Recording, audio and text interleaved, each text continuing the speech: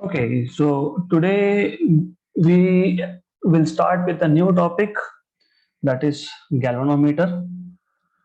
Okay, तो आज हमको नया टॉपिक स्टार्ट करना है दैट इज गैल्वेनोमीटर और हमको देखना है कि गैल्वेनोमीटर को हम एमीटर में कैसे कन्वर्ट करेंगे और गैल्वेनोमीटर को हम लोग वोल्ट मीटर में कैसे कन्वर्ट करते हैं। सो बेसिकली गैल्वेनोमीटर या इसको हम मूविंग कॉइल गैल्वेनोमीटर भी बोलते हैं। This is also called as moving coil galvanometer. दो टाइप के होते हैं गैल्वेनोमीटर, एक मूविंग कॉइल होता है, एक पिवोटेड टाइप होता है। We will be focusing on moving coil galvanometer MCG. अब ऐसा है कि मूविंग कॉइल गैल्वेनोमीटर का जो वर्किंग है वो बेस्ड है मैग्नेटिक फील्ड्स के ऊपर, मतलब magnetic effect of electric current के ऊपर। तो इन रियलिटी गैल्वेनोमीटर का एग्जैक्ट इन डिटेल वर्किंग आपको नेक्स्ट चैप्टर में है।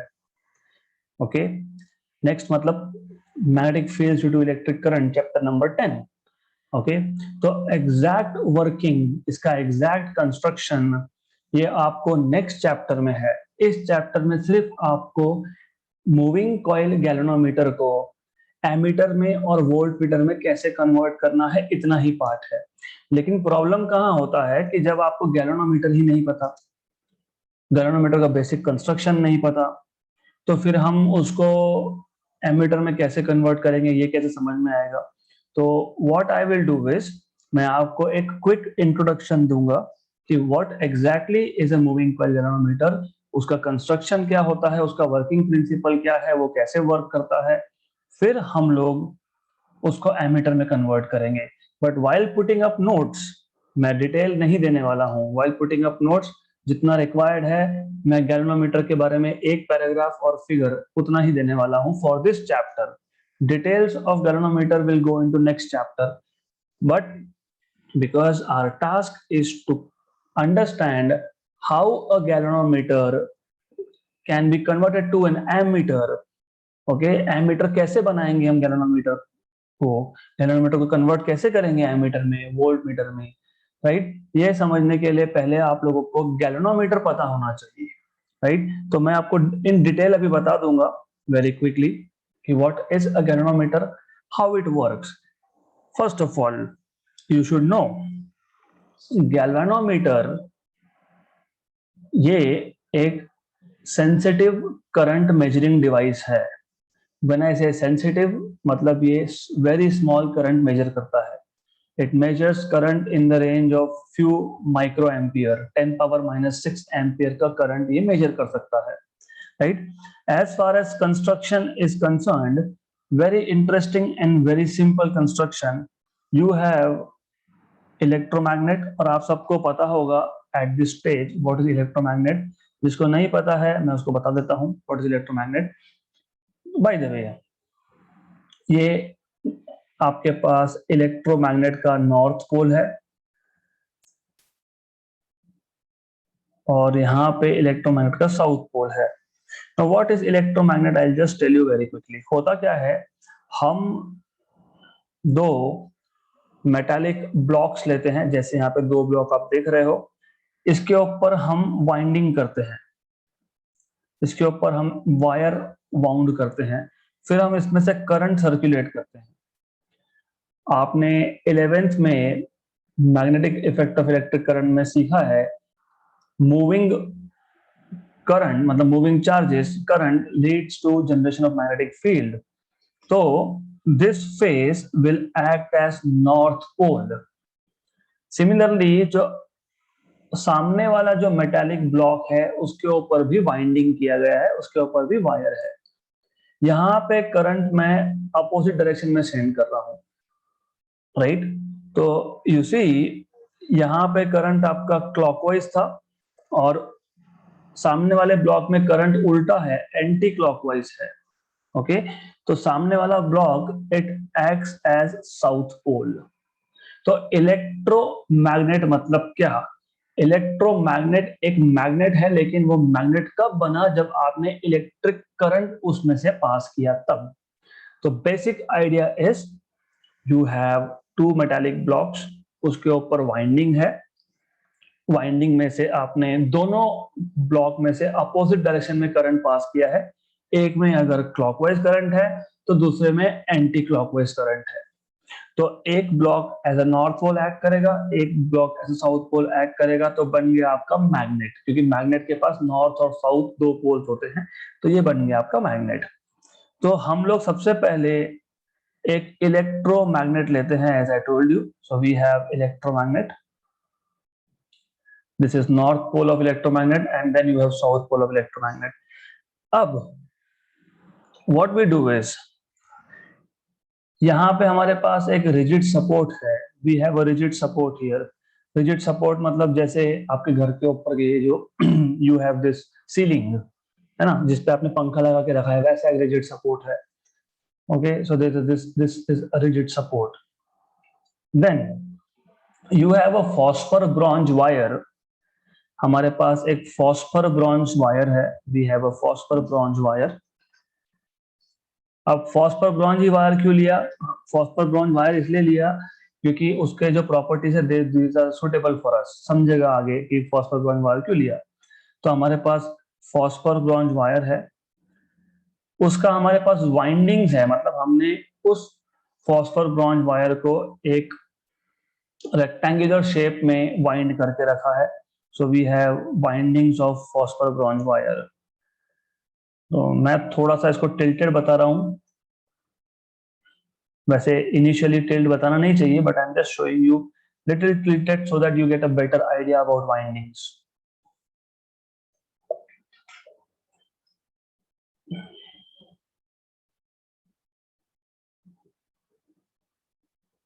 You have a phosphor bronze wire and then you have windings over here.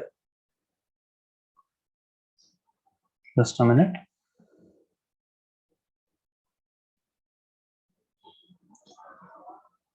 थोड़ा सा डायग्राम कॉम्प्लिकेटेड है ये, so you need to have little bit of patience. Okay, good enough. तो ऐसा there are some number of turns, n number of turns होंगे उसमें, उस wire में जिसको हमने यहाँ पे लगा के रखा है, इसमें सम n number of turns है। Okay, you can even show just single turn, तो मैं सिर्फ आपको नंबर ऑफ टर्न्स दिखाने के लिए I have drawn this diagram, तो I will get rid of this क्योंकि I don't want to show n number of turns, but वहां पे टर्न्स है, you need to understand this. Okay, तो हमारे पास ऐसा एक फॉस्फर ब्रॉन्ज वायर था, यहाँ पे एक हमारे पास रेक्टेंगुलर कॉइल है जिसमें n नंबर ऑफ टर्न्स है। देन यहाँ नीचे इस वायर में एक हेलिकल स्प्रिंग है। What is helical spring? It is just like a coil, उसको हेलिकल स्प्रिंग बोलते हो, यहाँ पे एक हेलिकल स्प्रिंग है H। ऑलराइट, तो अब करंट को अंदर भेजने के लिए यहाँ पे एक पाथ है, सो you have a wire over here through which you can send current, तो करंट यहां से जाएगा, you can say current can go from here, फिर यहां से आएगा, फिर it will follow this path। okay, तो current will go through all the windings, और वाइंडिंग से करंट जाने के बाद the current will come out from helical spring, right? इतना डिटेल आपको नेक्स्ट चैप्टर में पता होना चाहिए, मैं सिर्फ आपको समझा रहा हूं how can you use a galvanometer to measure current. Okay, now चलो इसको नाम दे देते हैं, इसको बोल देते हैं P, Q, R and S। देखो what is the basic idea here, आपने इलेक्ट्रोमैग्नेट लिया, क्यों? क्योंकि मुझे मैग्नेटिक फील्ड चाहिए था, तो मैग्नेटिक फील्ड का डायरेक्शन आपको पता होता है, it is from north pole to south pole, so you have magnetic field from north pole to south pole.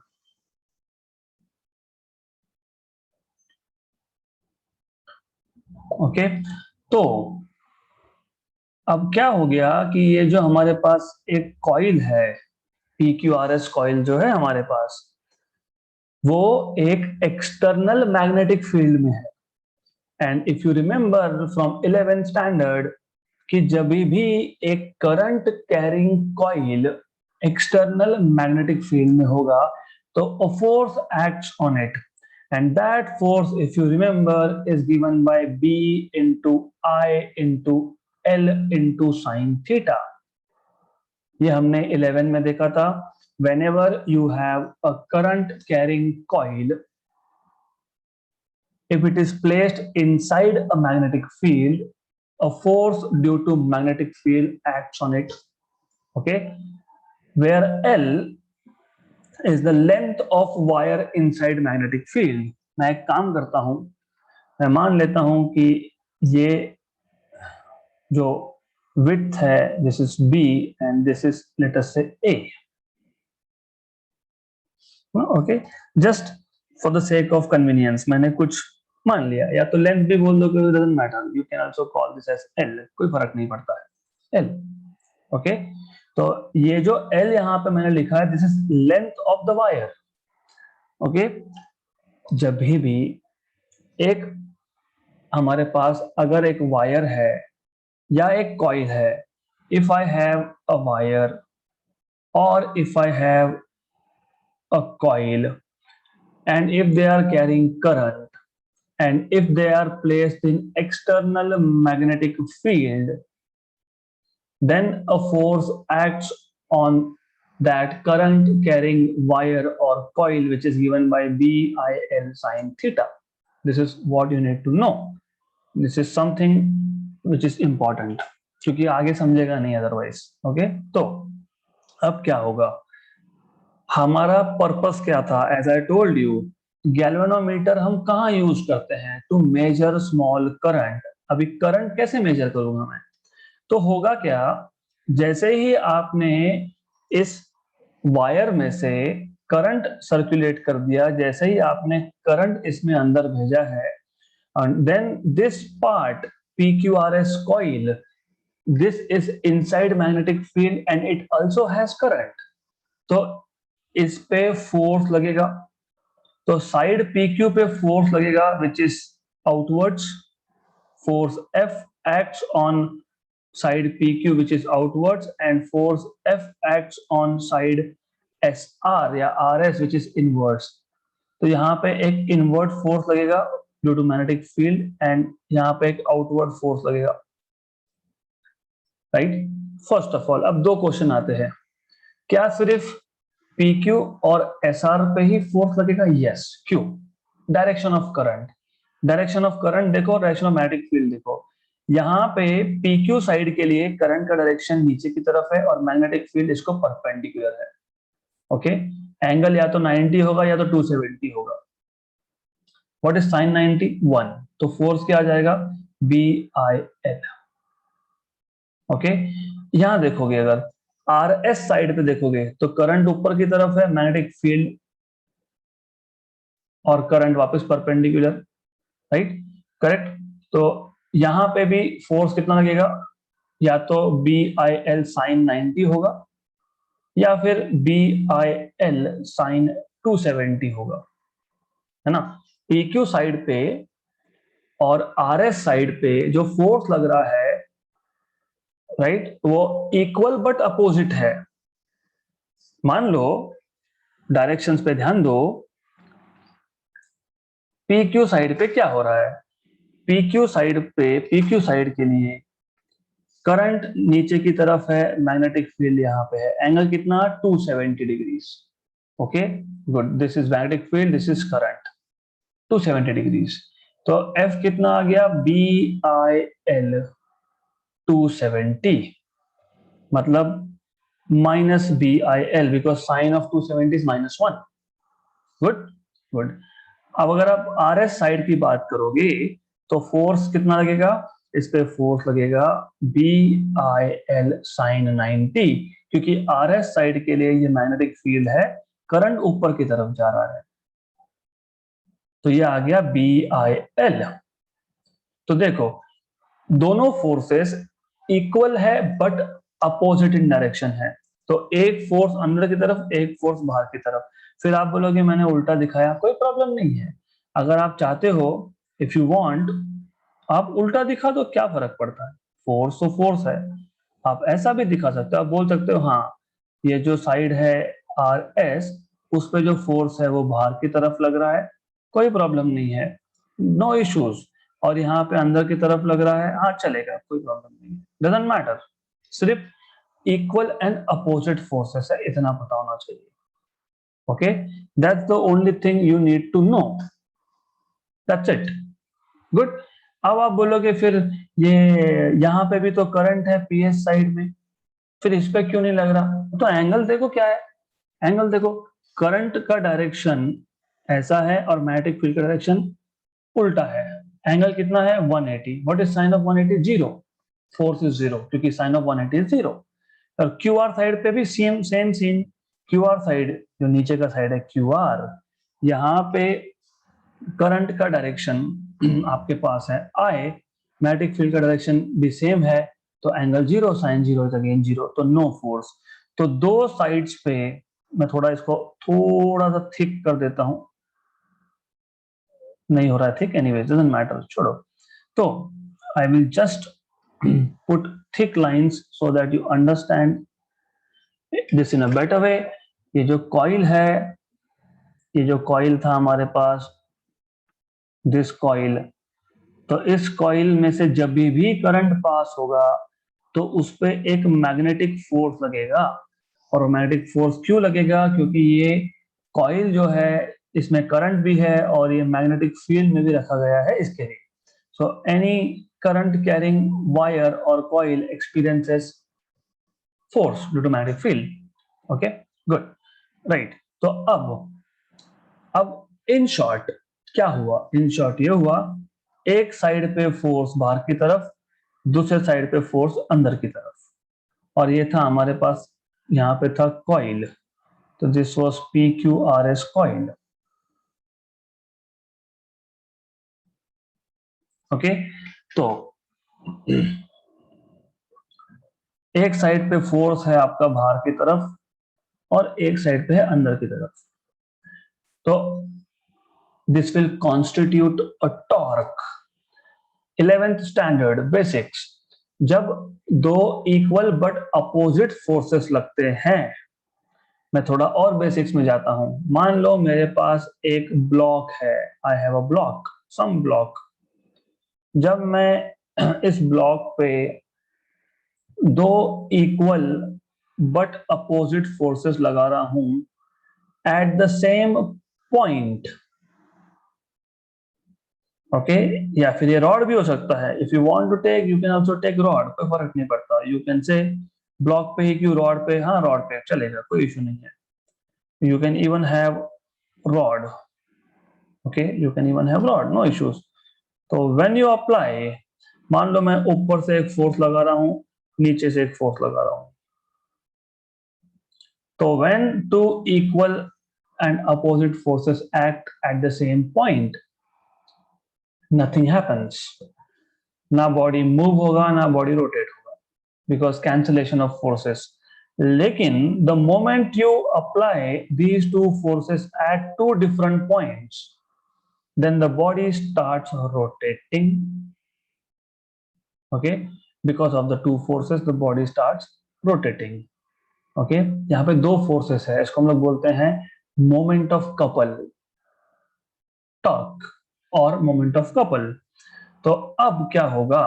Similarly coil पे भी देखो, if you look at the coil, coil पे भी तो दो फोर्सेस है, एक फोर्स है आउटवर्ड्स, एक फोर्स है इनवर्ड्स, और दोनों फोर्स सेम पॉइंट पे नहीं लग रहे हैं। तो इसका मतलब ये जो कॉइल है, this coil will start rotating. So it is something like this. ये कॉइल था, इस पे एक फोर्स अंदर की तरफ है, एक फोर्स बाहर की तरफ है, तो this coil will start rotating, the coil will start rotating. Now we are humans, we are smart people. हमको क्या करना था? हमको तो करंट मेजर करना था। तो हमने क्या किया? व्हाट वी डिड वाज, हमने इसके ऊपर एक पॉइंटर लगा दिया। Okay, I will put a pointer here. इसके ऊपर एक पॉइंटर लगा दिया मैंने, और यहां पे मैंने स्केल लगा दी, 0 एम्पियर, 1 एम्पियर, जो भी होगा। ओके, एक स्केल लगा दी, समथिंग लाइक दिस, ये एक स्केल है मान लो, दिस इज सम स्केल। अब जब भी करंट पास होगा तब तब ये दो फोर्सेस एक्ट होंगे, जब जब ये दो फोर्सेस एक्ट होंगे तब तब कॉइल रोटेट होगा, जब जब कॉइल रोटेट होगा कॉइल के रोटेशन के साथ साथ ये भी रोटेट होगा, और जब ये रोटेट होगा तो ये इसके नीचे स्केल है तो वो आपको करंट का रीडिंग देगा क्योंकि वो करंट का स्केल था नीचे। Okay, this is how a moving coil galvanometer works, क्योंकि कॉइल है और वो मूव होता है, रोटेट होता है, इसलिए इसको बोलते हैं मूविंग कॉइल गैल्वेनोमीटर। सो सी, इंटरेस्टिंग, हम लोगों ने बेसिक फिजिक्स यूज करके करंट मेजरमेंट का डिवाइस बना लिया। ओके, जब भी करंट पास हुआ, क्योंकि ये कॉइल मैग्नेटिक फील्ड के अंदर रखा गया है, तो हमको पता था कि जब जब एक current carrying conductor external magnetic field में होगा तो फोर्स एक्ट होगा, राइट। तो एक फोर्स यहाँ पे एक्ट हो रहा है, एक फोर्स यहाँ पे एक्ट हो रहा है, क्योंकि direction of current is opposite in the two cases, तो फोर्सेस विल बी अपोजिट।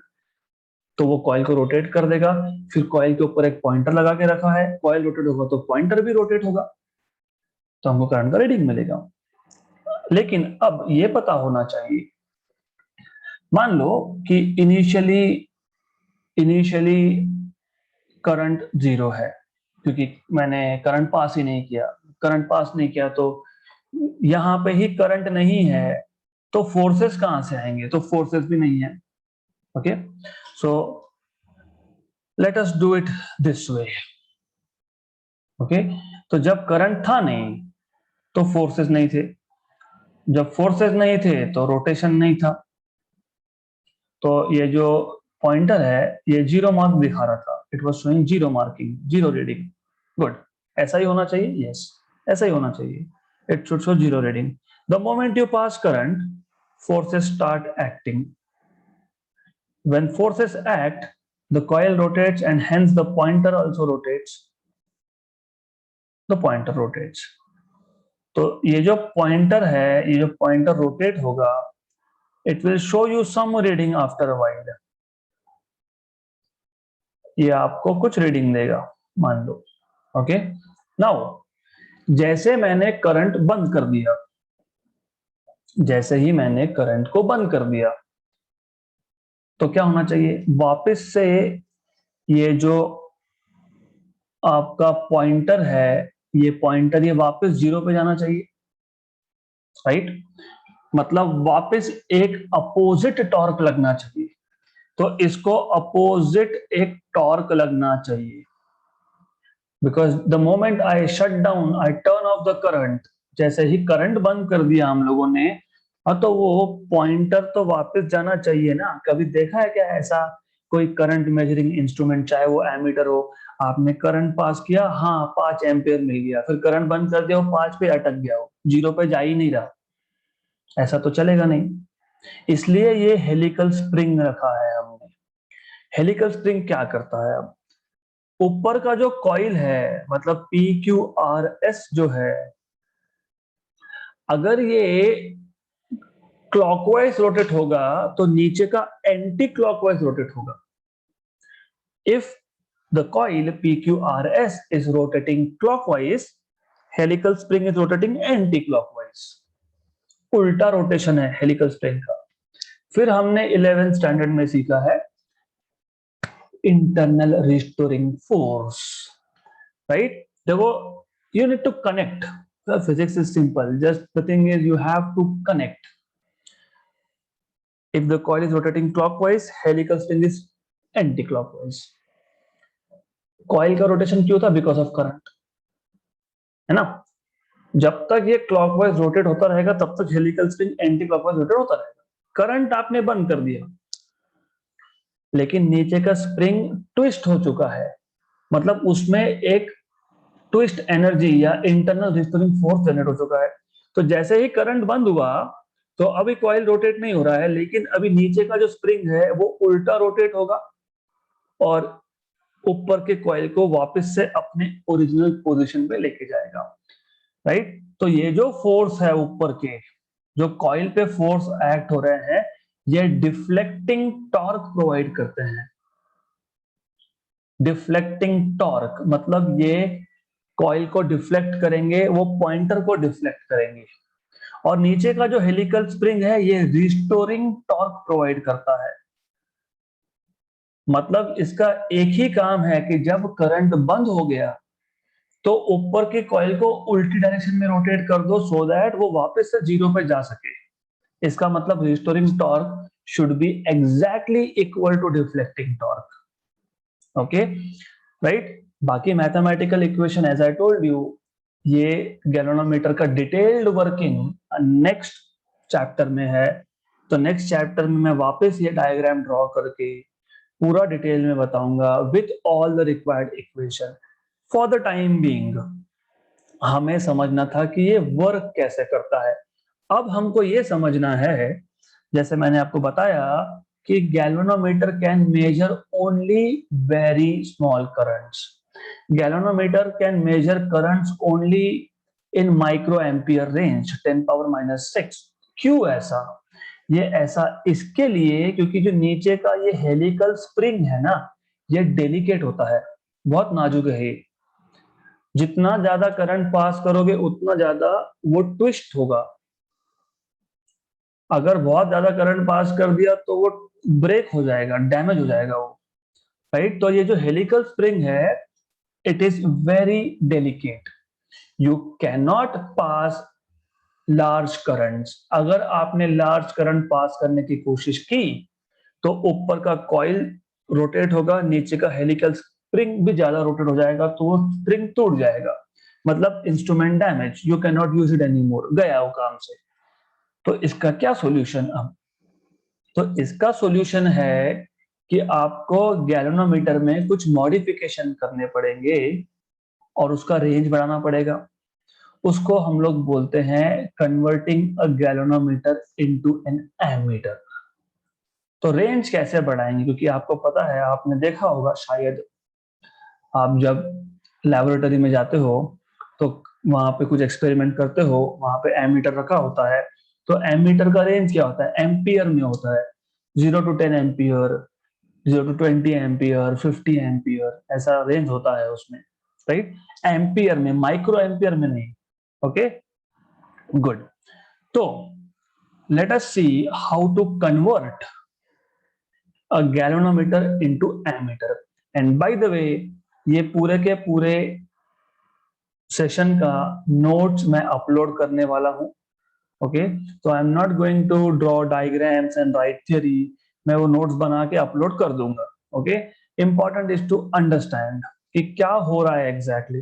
अब before we convert galvanometer into ammeter, suppose मुझे गैल्वेनोमीटर को एमीटर में कन्वर्ट करना है, तो क्या मैं हर बार इतना कॉम्प्लिकेटेड डायग्राम ड्रॉ करूंगा? नहीं, we are not going to do it. हम इस पूरी डायग्राम की जगह पे सिर्फ ऐसा दिखाने वाले हैं, एक लाइन, एक सर्कल, सर्कल के अंदर लिख देंगे जी, मतलब ये गैल्वेनोमीटर है।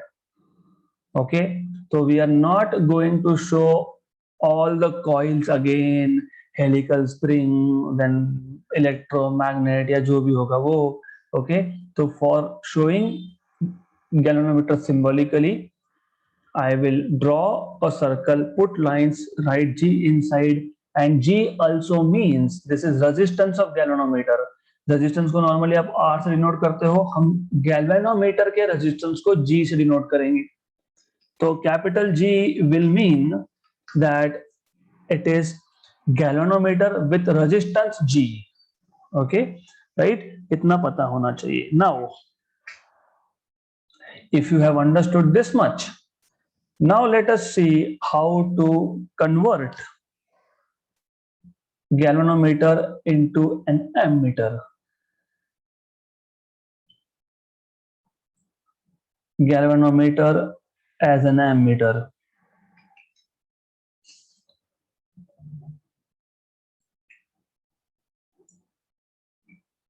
ओके, अगर आपको एग्जैक्टली प्रॉब्लम पता है तो आपको उसका सॉल्यूशन भी पता है। क्या प्रॉब्लम था? प्रॉब्लम था कि मैं लार्ज करंट में ही पास कर सकता हूँ। क्यों नहीं कर सकता हूँ?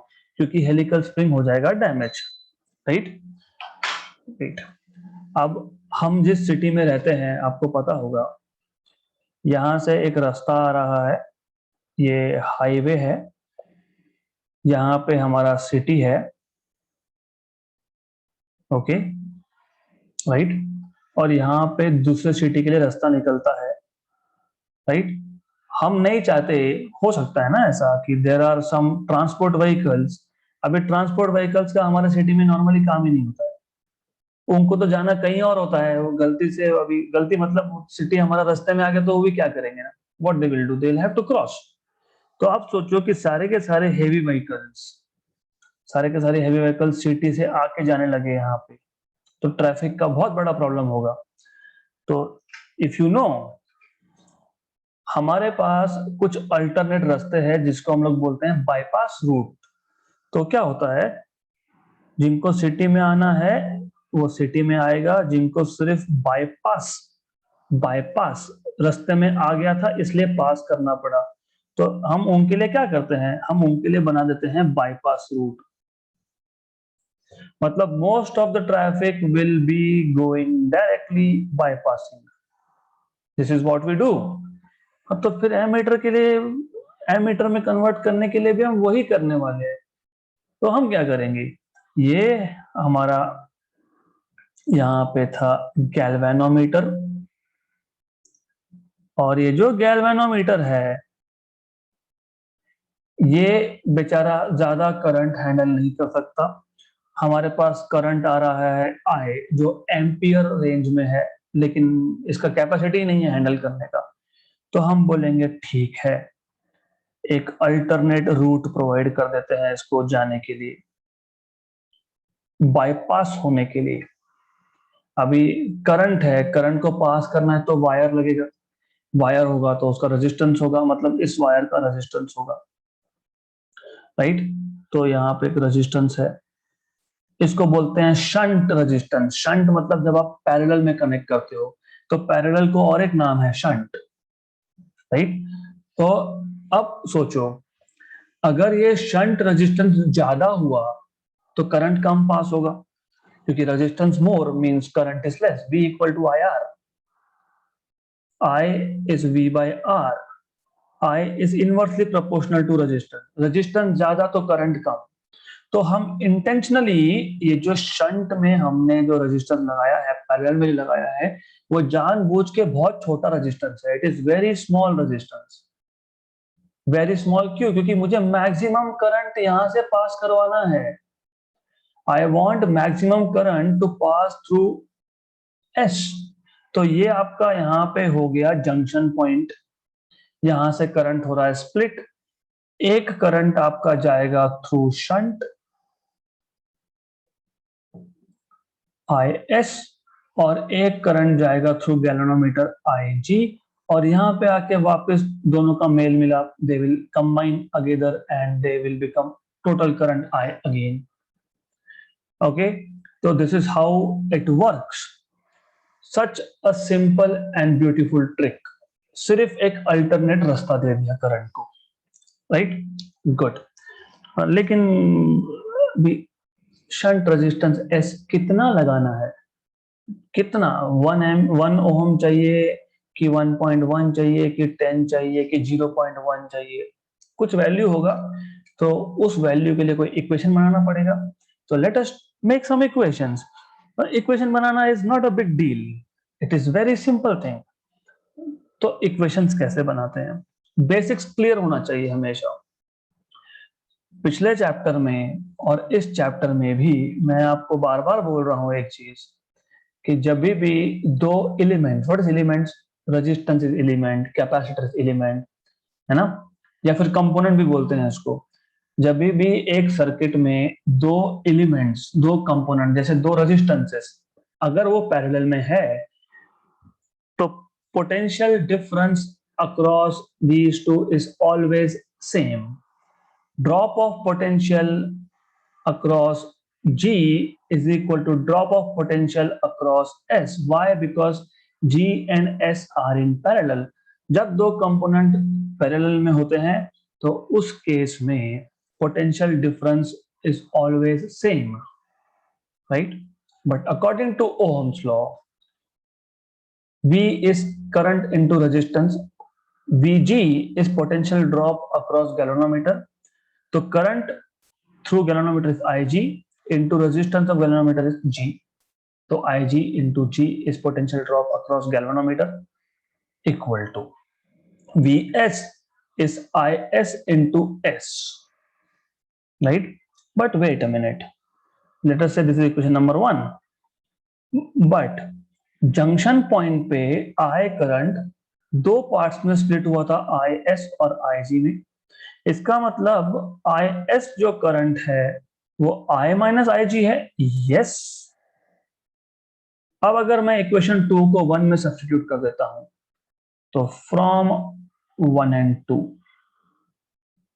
what I will get is IG into G equal to I minus IG into S। मैंने ऐसा क्यों किया? मैंने इंटेंशनली IS को इक्वेशन से एलिमिनेट किया। क्यों? क्योंकि IS मैं मेजर नहीं कर सकता। कैसे मेजर करूंगा? यहाँ पे कोई मेजरिंग के लिए डिवाइस लगाया है क्या? नहीं, लगा भी नहीं सकते। क्यों? अरे हमको करंट ही मेजर करना है, वही इंस्ट्रूमेंट बना रहे हैं हम। क्या लिखा मैंने यहाँ पे? गैलोनोमीटर को हमको एमीटर, मतलब हमको करंट मेजरिंग करने का डिवाइस ही बनाना है। ये डिवाइस ही बना रहे हैं हम। तो एक डिवाइस बनाने के लिए मैं दूसरा डिवाइस यूज कर रहा हूँ। This doesn't make any sense, right? तो IS can not be measured directly. हम इक्वेशन से मेजर हो जाएगा, वो देखेंगे बाद में, राइट? तो अब और IG आप मेजर कर सकते हो क्योंकि वो गैल्वेनोमीटर है। गैल्वेनोमीटर कैसे वर्क करता है मैंने अभी बताया, तो वो ठीक है, वो अपना काम करेगा। ओके, तो S आपको मिल जाएगा IG upon I minus IG into G। Good. तो ये आ गया आपके पास equation to find out shunt register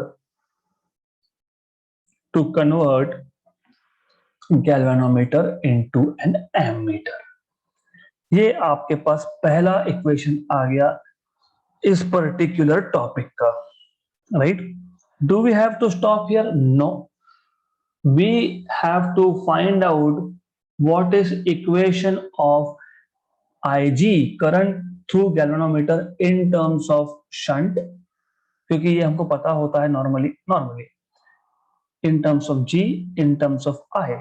तो हमको IG का इक्वेशन, करंट थ्रू गैल्वेनोमीटर का इक्वेशन चाहिए in terms of SG and total current I।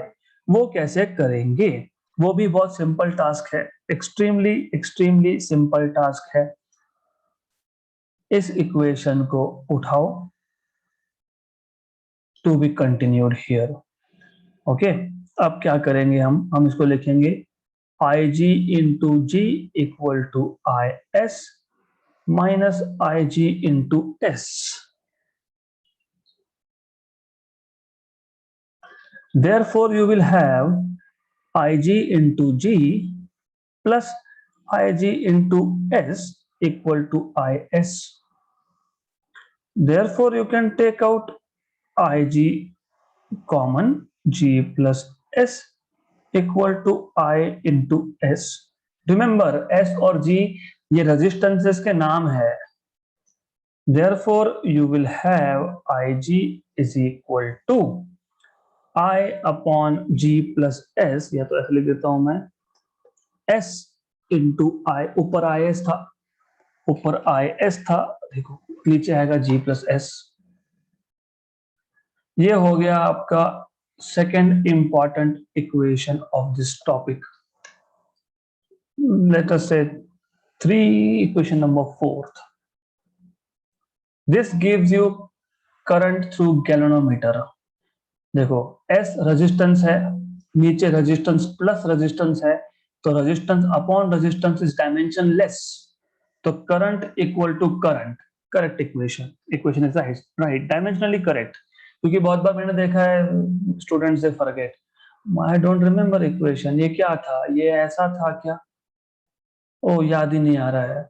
ये नहीं हो सकता, कैसे होगा? ये करंट नीचे करंट करंट करंट कैंसिल कर दिया तुमने, लेफ्ट हैंड साइड पे करंट लिख रहे हो, राइट हैंड साइड पे रेजिस्टेंस लिख रहे हो, मतलब एम्पियर इक्वल टू ओम लिख रहे हो। कैसे हो सकता है? ये नहीं हो सकता, राइट? तो you have to always, this is one important thing in physics, कि जब आप कोई भी इक्वेशन डिराइव कर रहे हो, आप एक पर्टिकुलर स्टेप पे पहुंच गए and you are not sure कि सही है नहीं, डायमेंशन चेक कर लो। डायमेंशन से कम 50% श्योरिटी तो मिल जाएगा ना कि सही है या नहीं। डायमेंशन चेक कर लो, करेक्ट है तो 100% करेक्ट है इक्वेशन। नाउ अब मुझे, जैसे मैंने IG फाइंड किया, तो मैंने IG फाइंड किया, मतलब यहाँ पे क्या था कि ये करंट फाइंड कर लिया, फिर IS नाराज हो जाएगा कि मेरे मुझे क्यों नहीं फाइंड किया, उसको भी कर लेते हैं फिर, let us find IS also. तो वापस वही चीज है, यहां से ये इक्वेशन उठाओ, ओके। आल्सो हमको ये इक्वेशन भी लगेगा,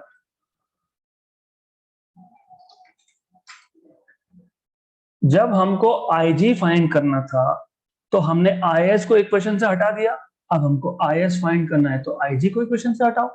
तो आप लिख सकते हो therefore IG equal to I minus IS, और ये IG की वैल्यू यहां जाएगी, okay. So therefore you will have put this IG value over here, okay? So I'll say substituting equation number 5 in equation number 1, ये equation number 1 था, IG into G equal to IS into S, ये equation number 1 था। तो also this is what you have, substitute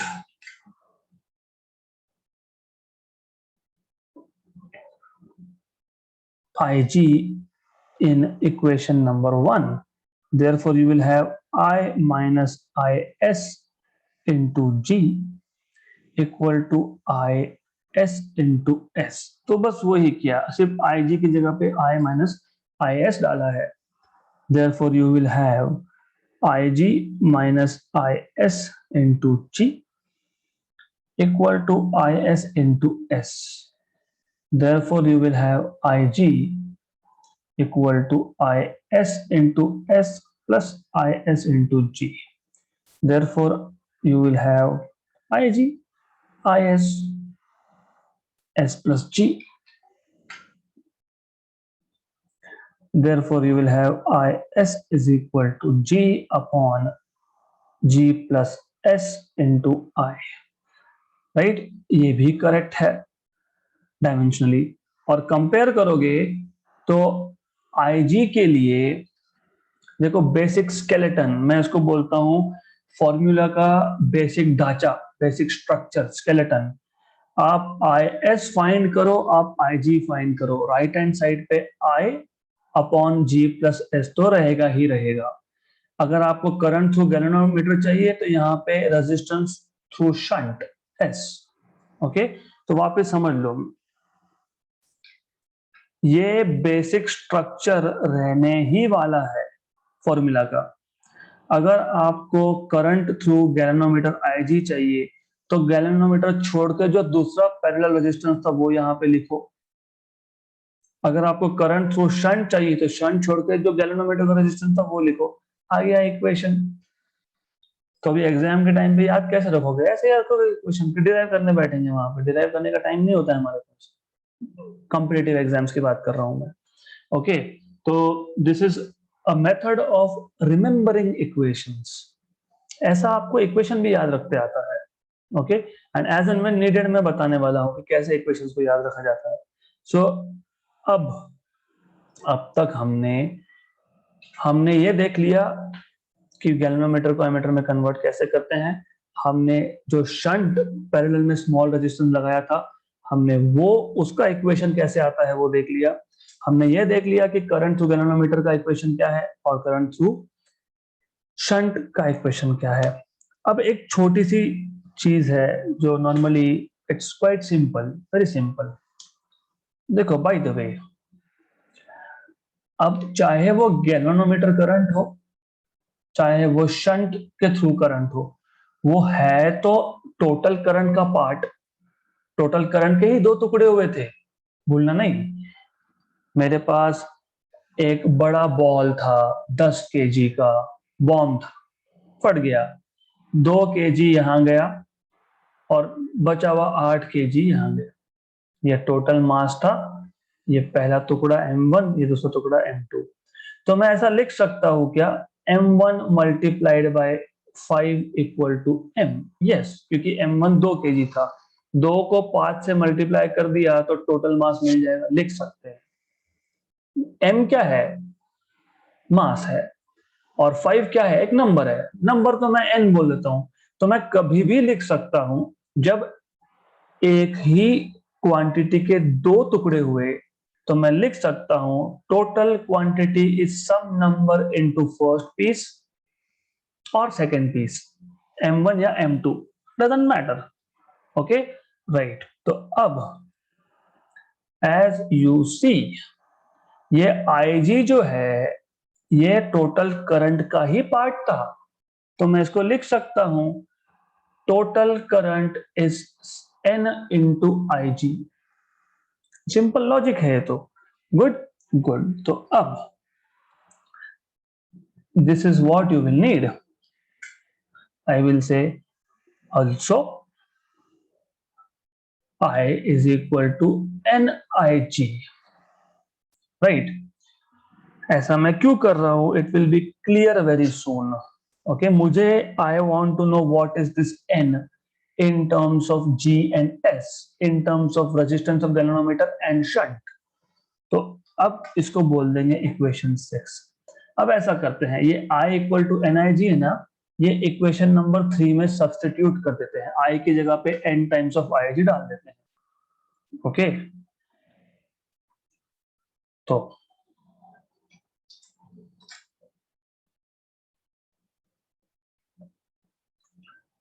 but we have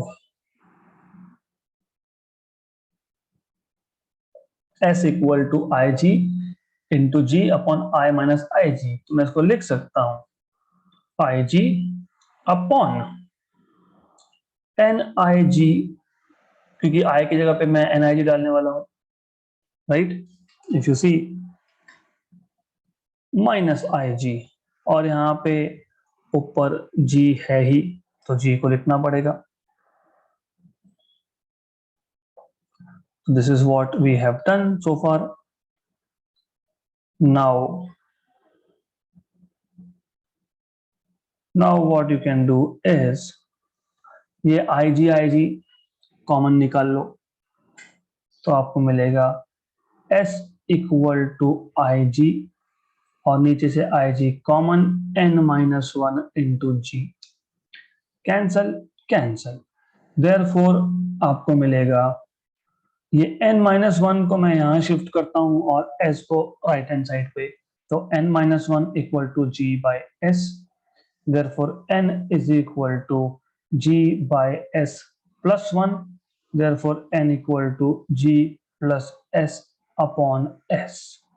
मिल गया आपको n, this is a number, a factor, okay, right। तो अब देखो, you remember हमने लिखा था I equal to n times of IG, हमको n मिल गया क्या, G plus S by S, right. इससे मैं ऐसा लिख सकता हूं क्या, IG इज इक्वल टू, सिर्फ मैं इस टर्म को यहां शिफ्ट कर रहा हूं, तो S upon G plus S into I, S upon G plus S into I. ओ, यही तो इक्वेशन था। उप्स। तो ये दूसरा मेथड है IG फाइंड करने का। N क्यों फाइंड किया, क्योंकि मुझे IG करंट चाहिए था, तो पहला मेथड तो हमारे पास है ही, और हमने दूसरा मेथड भी यूज करके सेम इक्वेशन पे आ गए हम लोग। लेकिन उसके लिए पहले n फाइंड करना पड़ा, और फिर n की वैल्यू सब्स्टिट्यूट करनी पड़ी हमको। Okay, this is how you can get, right. So this is all about converting galvanometer into an ammeter. Okay, so what I will do tomorrow is, अभी galvanometer का वर्किंग मैं वापस से कल के लेक्चर में नहीं बताऊंगा, अब वो आज हो गया बेसिक कंस्ट्रक्शन, बेसिक वर्किंग। मैं इसी फाइल में प्रॉपर नोट्स अपलोड कर दूंगा, मतलब putting notes and uploading it. लेकिन in the next session I will quickly revise galvanometer उसको कैसे कन्वर्ट करते हैं एमीटर में, and then we will also in the next session we will convert galvanometer into voltmeter. So that is sufficient for today.